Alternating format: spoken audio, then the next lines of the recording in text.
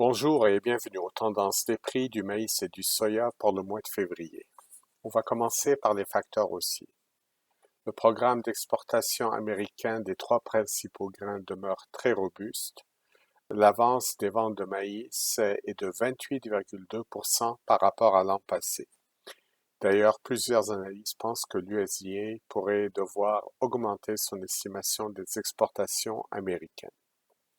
Par ailleurs, le dollar canadien demeure réellement bas par rapport au dollar américain, ce qui est favorable pour nos bases locales. Passons maintenant aux facteurs baissiers. L'Argentine a abaissé les tarifs douaniers sur les exportations de grains et leurs sous-produits, ce qui rend les grains argentins plus compétitifs sur le marché mondial.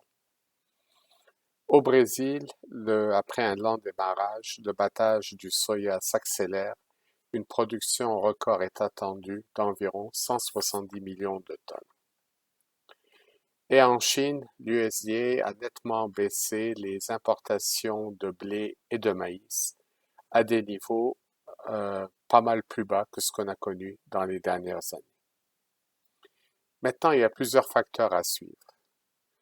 D'abord au Brésil, à cause de la lenteur du battage du soya, les semis de la deuxième récolte de maïs safrina sont retardés, ce qui fait que le rendement du maïs safrina sera plus à risque. Or, ce maïs représente environ les trois quarts de la production du pays. Par ailleurs, l'incertitude demeure en Argentine. Malgré les récentes pluies, le déficit hydrique persiste.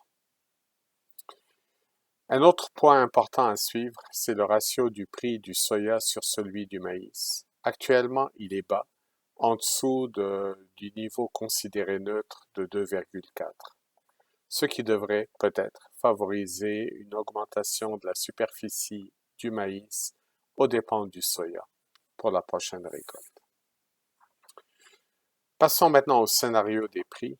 Il est inchangé pour le maïs, donc neutre à haussier.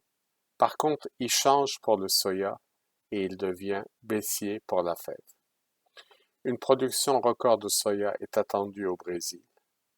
Il faudra suivre aussi les intentions d'ensemencement aux États-Unis et voir si le ratio va vraiment affecter la superficie de la fève par rapport à celle du maïs.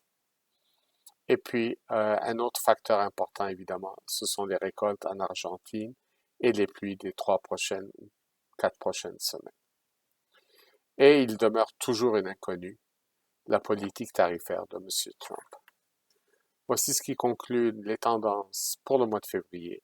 Au plaisir de vous retrouver en mars.